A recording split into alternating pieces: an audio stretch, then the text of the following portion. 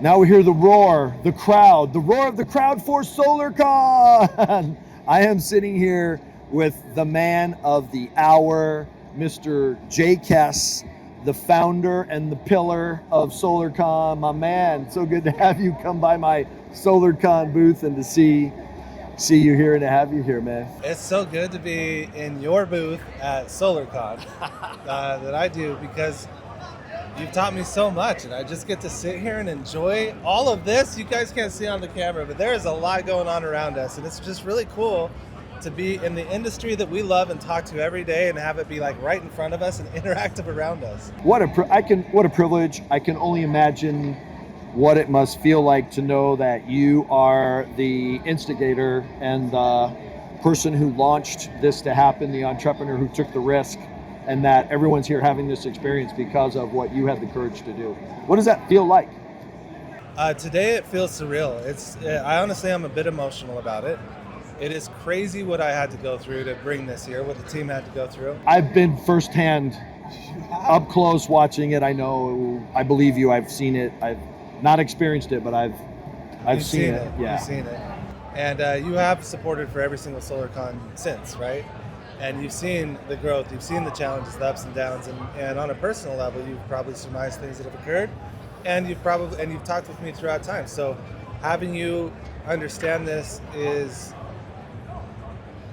it's why you're great at sales. It's why everyone likes you. Like, you just realize what everyone goes through, and you can speak to that, and I appreciate it.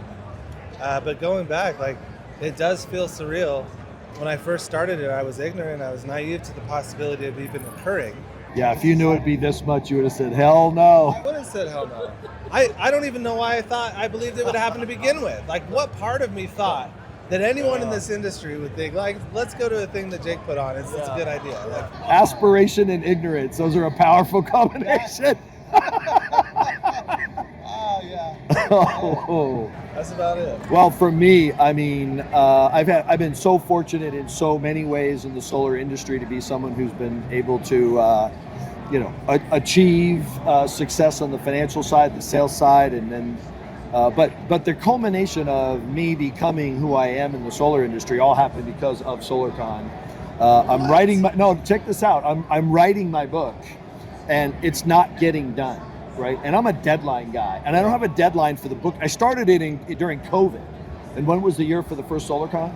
It was 21 April. So I'm a year and a quarter past me thinking I'm going to get a book done, and I'm pushing it out and I'm like, I need a deadline. But you've already got a book.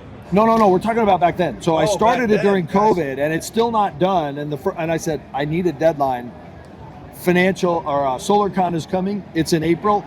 I'm going to launch my book at SolarCon. You were super supportive, came to my book launching party. There was a line. It was, and then put me on the main stage. And I'm sitting here thinking, after I talk, maybe a dozen people will come over and I can sign some books. Yeah, and I'm like, I get off the stage you put me on to share a little bit about, a 7-figure income in solar sales, and there's a line all the way down the whole. It was like 80 to 100 people. I'm like, a line. I'm a sales guy. I'm like, come to my booth. Let's make it look like there's some people there. I get to my booth and I'm like, oh my God. So SolarCon was the platform. It lasted like that for like an hour and a half, 2 hours. That was wild. Yeah, it was pretty bizarre too, because my daughter was getting married the next day. Right. And I had to get on a plane at like 5 o'clock because I promised everyone I would not miss the rehearsal dinner on Friday night. So it was so bizarre to leave that spot because I love this. You got a little heat for that, right? A little bit of heat. A little bit of heat. But it all worked out. It all worked out the way it was supposed to. And so it's really, I think, for me and my journey, my solar journey, SolarCon is sort of a marker. This is where I was before, and the very first SolarCon was the very first day of my book being out and launching my training academy. And so a year later, another SolarCon and getting to talk at that one, and you have another marker and another marker. Year. I am. You did a big accomplishment. I am excited. I'm happy to be here. I'm excited to, and you and I sort of collaborated on this. We were in San Diego with your lovely girlfriend, talking about, let's do the MOD Megawatt Awards at SolarCon from the main stage. We had to navigate that whole thing and got it set up, and it's happening. So there are, I just did I was on stage in the other room here doing like a podcast, kind of a Joe Rogan style podcast with Val and Chase. And the question was, is solar dead? No. Is solar dead? And there are a lot of people. I asked a bunch of people, is solar dead? And they're like, I don't know. That's why I'm here. So that was not your answer. That's a marker of people thinking, I don't know, is it dead? And no, my answer, my answer. I know your answer. My answer is the title of the keynote that I'll be giving on Thursday, which is Solar Gold Rush 2.0. Leadership required. Leadership required. Yeah, Danny's like, we're doing it on leadership. That's and I'm an like, awesome title. dude, leadership required. And what I was talking about in the thing there about is solar dead is like, it's not dead, but the Solar Gold Rush 1.0, that's dead. That's been dead for 2 years. It's been rough. And Solar Gold Rush 2.0 is going to look a lot different. And as you've shared with me, there are changes that even I don't comprehend that are happening in the industry. And solar is going to go through a metamorphosis, but it's the metamorphosis real estate went through and insurance went too. Solar real estate salesmen probably wouldn't be a thing if they didn't get licensed and regulated and have truth in lending. Selling insurance is hard, man. You gotta prove yourself. All sorts of obstacles, hoops, tests and license and all kinds to be able to be privileged enough to sell that. Yeah, exactly. But those industries would have been frauded out decades and decades ago if they didn't go through that metamorphosis. And solar's coming into its own, but it's also going to go through that change. I think because of my conversations from you that, I see that coming. But I've gone from being, oh no, I don't want anything to change, to really embracing that change. That's good that you're embracing it. Some people are afraid. I don't understand why. Isn't it a salesperson's job to adapt to the market? Like It is. It is literally the first skill set you need to acquire when you're becoming in sales is change, adapt. Salespeople always have to adapt. And you always have. You've actually given us as salespeople, you've given us metrics and milestones and deadlines to hit things in sales. And it's actually helped so many people across the country accomplish those because you are the one that is visually showing to them and enhancing the fact in this idea that there is always a deadline. Urgency. The urgency stack is getting ridiculous. When you take in all the urgency issues before the utility, the tax credits, we may have another tax credit urgency thing coming out. Did you see the news today? Yeah. There's a bill. There's an act of Congress yes, has been proposed to reduce the tax credits, which we went through once. We'll get through again. Talk about music to my ears. Get solar right now. Yeah, if you don't, you'll regret it. So, my thing is, it's in your interest to go solar today, or you will experience profound regret. And one of the things, I used a swear word from the stage. I may end up regretting that, but I said, guys, between the tariffs, between the tax credit may be changing, between the Green New Deal, Trump may be changing, who knows, all of those things. It's all, this is an evolving landscape. With all of those things changing, if you don't go solar now, you will regret it. And the swear word I used was, if this were bullshit, this would be the greatest bullshit in the history of sales. But it's true. If you don't buy this solar system today, that inventory is going to leave the warehouse and get replaced by inventory that has a tariff on it. And that's just real, man. It's real. Yeah, that's absolutely a concern. We have domestic content that's becoming more prevalent. The tax credit may go away, or I think they're talking right now is turning that into being DC, right? Do you think we've gone through some massive, speed bumps in the industry of solar, and that's just the economy too. Everybody in every industry, right? Nice way to put it. Of course, we're narcissistic and we think about ourselves only, but every industry's had to go through all these massive changes. Do you think we're in for some more big changes? How disruptive do you think we're going to end up experiencing things here in the next year or two? What an awesome question. I mean, at this point, how do I word this? Like, everyone has gone through obstacles. My first job was at Peter Piper Pizza's Pizza People Pick. It was a stressful job. I had to make sure that the condiments were all put appropriately. The things were stocked. Choose your hard, right? As you grow and as you mature, things get more complicated. And I think people went through this industry. Everything that happened to us, I don't think we're going to have much more difficult speed bumps to overcome. I think we have become so strong. It's kind of like, okay, that's another thing. Give it to us. Like we have learned to adapt and build our contract strong, build culture in our business strong, edify the sales reps, protect ourselves with financials. Like I think we're ready for it, and that's just what a strong person should do. It's what a strong business should do. It's what a strong salesperson should do. And that was the conclusion of the group, is talking about you got to be with people you know are financially healthy, that are dedicated to integrity, to transparency, and not wait for that to be regulated. You need to do it now because it's the right thing to do. Yeah, and if something hits us again, are we going to be able to handle it? Yeah, because it's boring news now. We've had big things hit us. We're used to it. What's next? And is solar dead? No, but we could kill it. We could be so reckless and unresponsible that we could just run around and tell people stuff that's not necessarily true, and tell people they're going to get paid and then they don't get paid. And we could kill solar if we don't, if we listen to our better angels and do things correctly and do things because it's the right thing to do. And because, what I think is if we sell enough solar, we can get paid $1 million, right? My book's talking about a 7-figure income in solar sales. I've been able to do that for a decade in a row. There's no way you can get paid that kind of money if you're not delivering that much value. And if you're worried about delivering value to a customer, then you're going to get paid. And what we do is lucrative, but we deserve it. I earn the money that I get paid.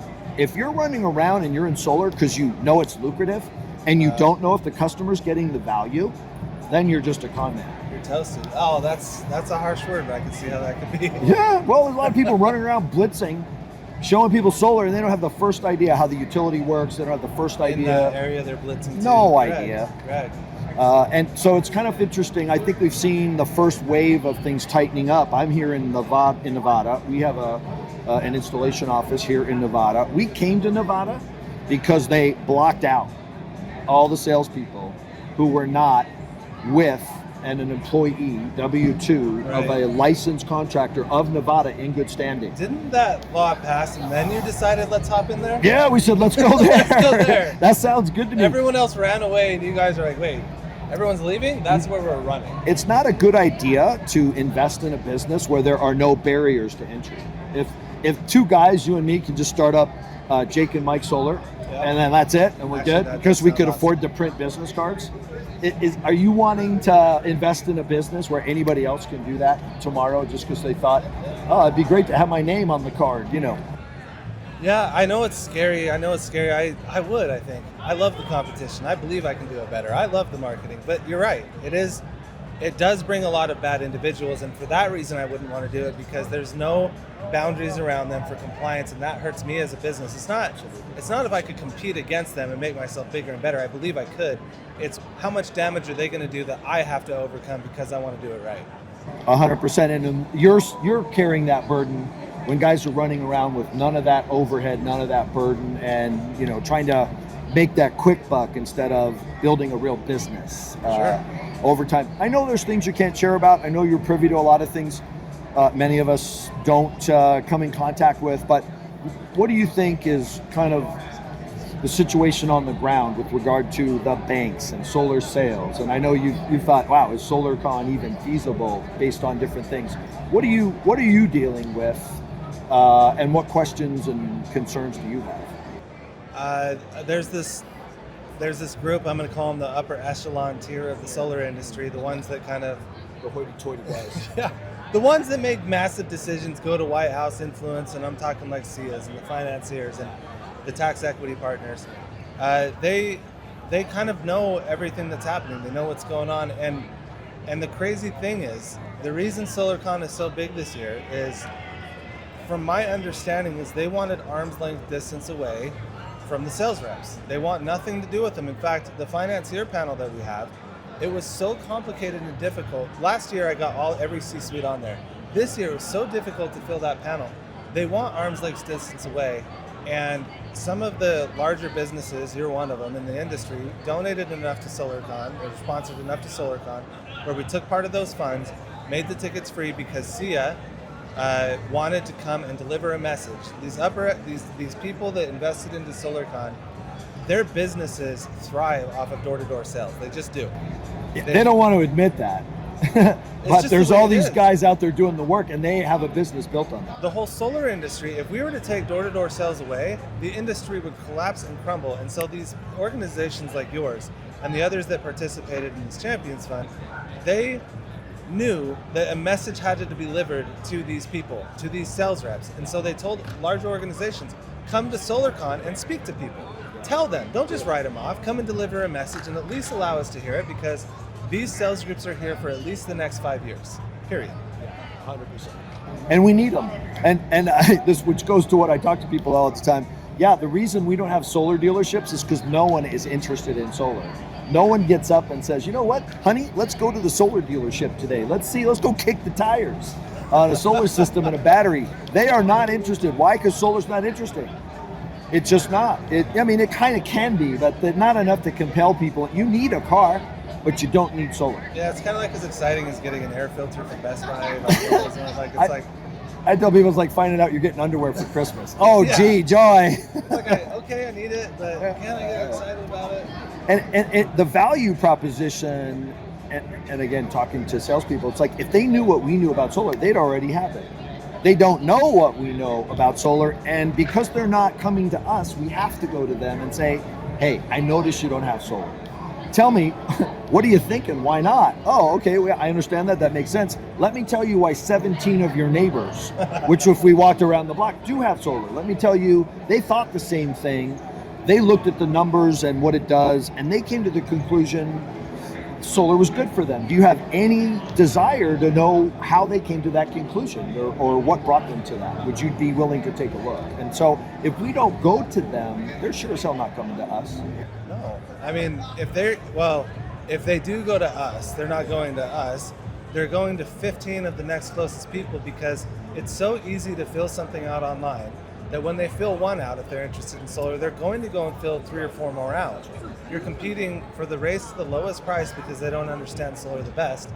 And so going to them has distinct advantages, not just for the sales people, but definitely for the homeowners that are having that experience, because they're motivated. They're driven to make sure that they deliver on quality. For the most part, we've seen those bad eggs, which I think the industry has done a good job of cleansing for the most part. Well, that's been the benefit of having 50% of the industry sort of go away in nutrition. That is one of the benefits, and sales compliance is a major topic we're covering here. Right. That would help us both, so that when we decide to build a business with no barrier to entry, we can compete, we can do it well, but we don't have to do it with the idiots that are hurting us. Couldn't have said it any better. It needs to be said. It needs to be heard. Like, if you want a future in solar, you need to decide that you're going to be part of the solution. You're delivering value.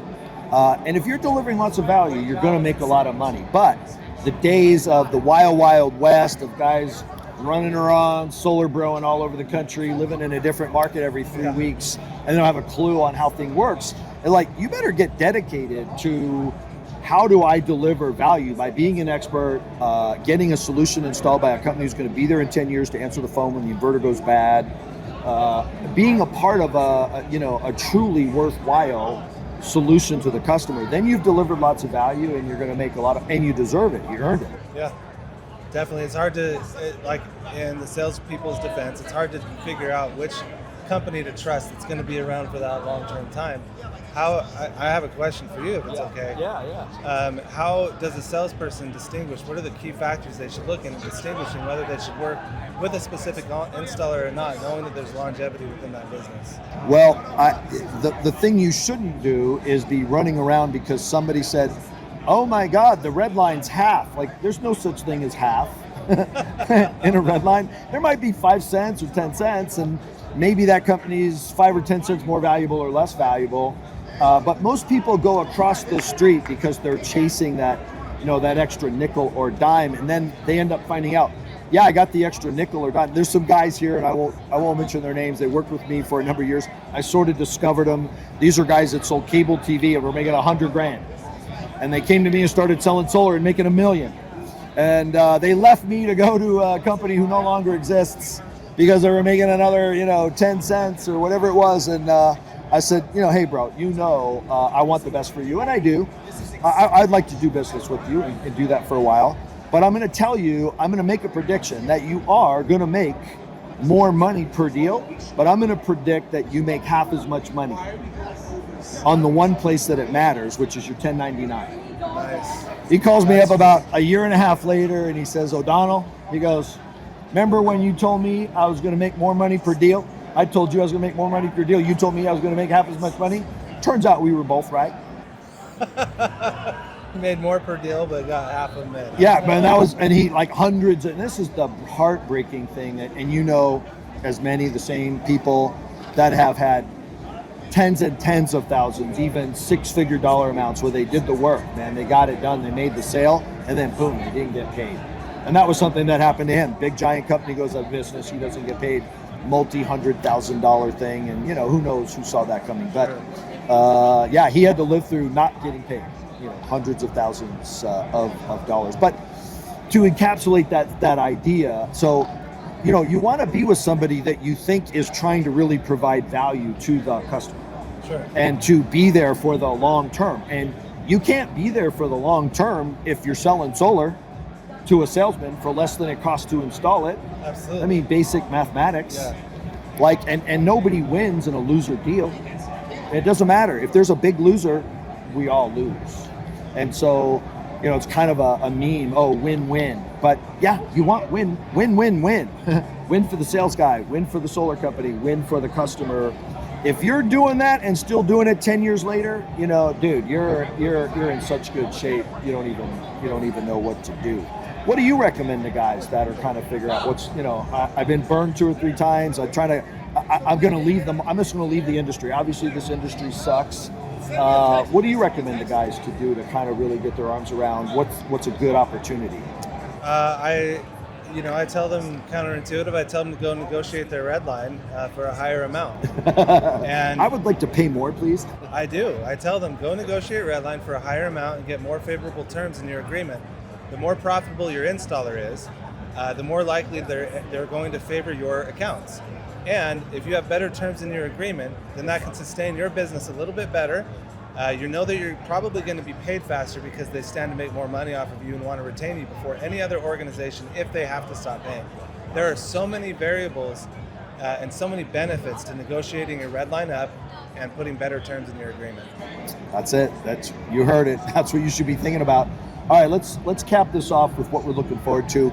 I'll start. You can go next. What I'm looking forward to at SolarCon is on Thursday. I'll be at the main stage. I'm going to have 20 people that sold 1 million watts of solar. I know so many people that fought to hit that number. And yeah, I mean, that's something to shoot for. That's what drove me. It wasn't the money, it was the achievement. And to be, you know, I tell people you don't want to reach goals, you want to not go below floors. And if you have a really high floor, if your floor is 1 million watts of solar and the money that goes with that, you're going to be very successful. Anyway, getting to hand those out and then to answer the question that we asked in the panel in there, which is solar dead? I'll be on that stage talking about what I'm excited about, which I believe we're in the midst of, which I'd like you to help me manifest, which is Solar Gold Rush 2.0. And we're starting it here at SolarCon. This is New Year's Day. April 1st is New Year's Day. I can get on board with that. We got 12 months to sell 1 million watts of solar. April 1st to April 1st to get a megawatt club award here at SolarCon for the main stage. So see yourself. I'm looking forward to one guy here who gets that idea in his head and then decides I'm going to be on that stage a year from now. One guy who gets it in his head because of SolarCon and says I'm going to be on that stage, and he does the work.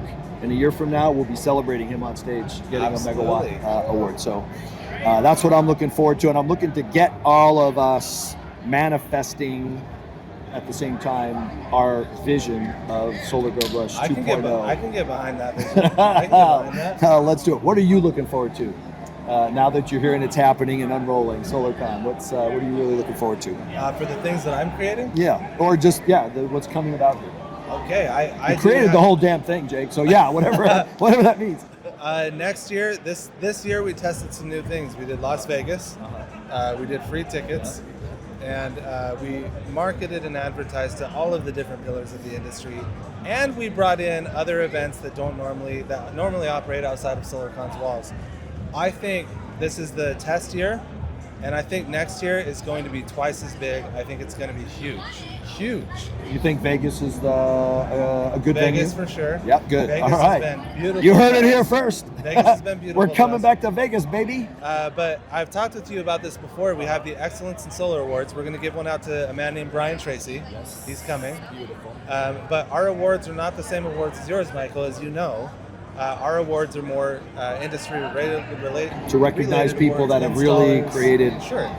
Your new awards ground. are something that we don't have as much influence on or touch. I love your mission, and I can absolutely get behind that because I have the same vision. Edify the people that are doing phenomenal things in this industry. Let's highlight them and recognize them. So, 20 million watts of solar on that 20 stage. So million. that's an engine that the whole industry is benefiting from. And that's very much part and parcel to us gathering, being together, becoming associated, and forming ideas and visions together, which I think is, what we're doing here. Absolutely. I think so. Bro, thanks for everything you went through this year. I know it was a lot, and it's good to see you. Great to have you here, and have a great SolarCon. Thank you, sir. I enjoyed this. Thank you very much. 100%. Thanks, Jake.